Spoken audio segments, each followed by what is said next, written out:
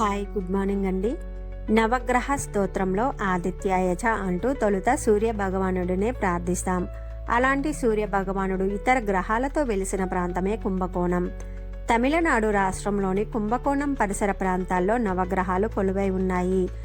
అన్ని నవగ్రహాల్లో శివుడు ప్రధాన దైవం అయితే ఈ ఆలయంలో సూర్యుడు ప్రధాన దైవం. కుంభకోణానికి 15 కిలోమీటర్ల దూరంలో సూర్యనార్ దేవాలయం వెలిసి ఉంది. సూర్యనార్ ఆలయాన్ని క్రీస్తు శకం 11వ శతాబ్దంలో కులోత్తుంగ చోళ మహారాజు నిర్మించినట్లు చరిత్ర చెప్తుంది. ఈ ఆలయంలోని మూల విరాట్టు అయిన సూర్య భగవానుడు తన ఇద్దరు సతులైన ఉషా ప్రత్యూషలతో ఆసీనులై భక్తులకు దర్శనమిస్తారు. స్వామివారు మందహాసంతో 2 చేతుల్లో తామర పుష్పాలు కలిగి భక్త కోటికి ఆశీర్వచనాలు ప్రసాదిస్తారు. ఇక్కడ సూర్య భగవానుడికి ఎదురుగా అశ్వం ఉంటుంది. ఎందుకంటే స్వామి వారి రథాన్ని లాగేది శ్వేత అశ్వాలే. స్థల పురాణం ఏంటంటే కాలవ ముని అనే యోగి కుష్టి వ్యాధితో బాధపడుతుండేవాడు.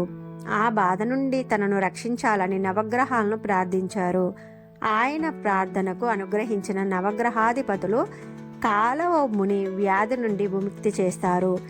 ఈ విషయం తెలుసుకున్న బ్రహ్మ మానవులలో మంచి చెడులకు సంబంధించిన ఫలితాలను ఇవ్వడమే గ్రహాల పని. వరాలు ప్రసాదించి అతిక్రమించారని భూలోకంలో శ్వేత పుష్పాల అటవీ ప్రాంతానికి వెళ్ళమని నవగ్రహాలను శపించాడు. భూలోకానికి వచ్చిన నవగ్రహాలు శివయ్యను వేడుకోగా వారిని అనుగ్రహించి నవగ్రహాలకు మహాశక్తులను ప్రసాదించాడు. ఈ క్షేత్రంలో ఎవరైతే నవగ్రహాలను తమ బాధలను తీర్చమని వేడుకుంటూ ప్రార్థిస్తే వారికి బాధల నుండి ఉపశమనం కలిగేలా వరాన్ని ప్రసాదించాడు ఆ పరమేశ్వరుడు.